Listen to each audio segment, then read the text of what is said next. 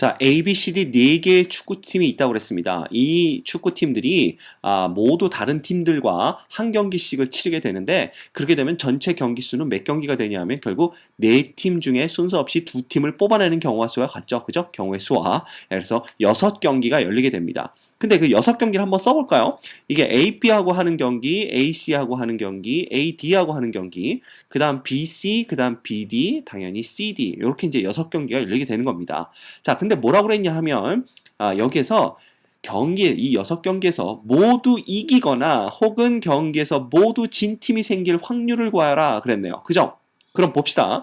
모두 이기는 팀이 생길 확률부터 구하면, 예를 들어 우리가 A팀이 모두 이긴다고 해봅시다. 그럼 A팀이 모두 이기는 거면 몇 경기에서 이겨야 돼? A팀이 3경기에서 이겨야 되니까 2분의 1의 3승이 되는 거죠.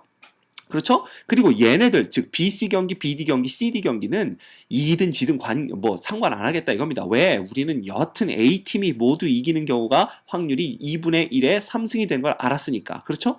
자, 그런데 모두 이기는 팀이 발생한다고 그랬지 그 팀이 꼭 A팀이라고는 얘기 안 했다라는 겁니다. 따라서 A팀이 우승할 수도 있고 B팀 혹은 C팀 혹은 D팀이 우승할 수도 모든 경기를 이길 수도 있으니까 곱하기 4를 해주셔야 되죠. 그래서 이놈은 얼마가 되냐면 8분의 4 해서 2분의 1이 됩니다. 이게 뭐야?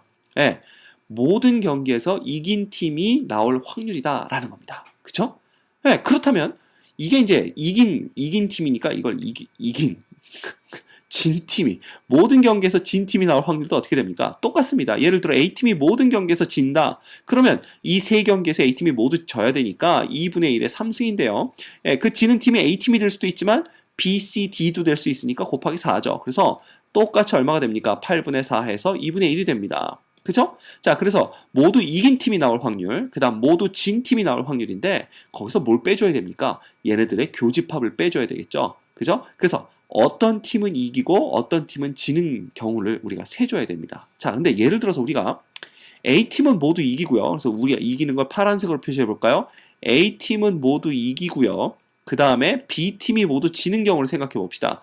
B팀이 지는 경우를 생각해 보는데, 물론 B팀이 지는 경우는 여기도 있지만 결국 이 경기에서 A팀이 이겼다는 건 B팀이 진 거랑 똑같으니까. 그렇죠?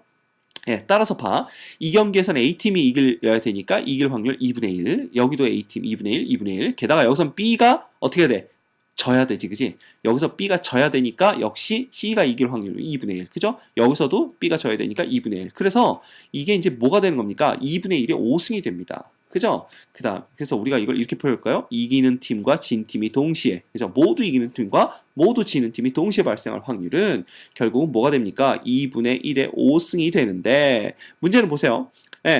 A가 꼭 이기고 B가 지란 법이 없잖아. 그지? 뭐 B가 이기고 A가 모두 질 수도 있고, 혹은 C가 모두 이기고 D가 모두 질 수도 있고 이러니까 결국은 4팀 중에 어떤 팀이 다 이기고 어떤 팀이 다 지느냐를 결정하는 방법이 몇 가지입니까? 곱하기 4팀 중에 순서 있게 2팀을 뽑아내는 거랑 똑같다라는 겁니다. 왜냐하면 누가 이기고 누가 지느냐가 달라지니까. 그죠?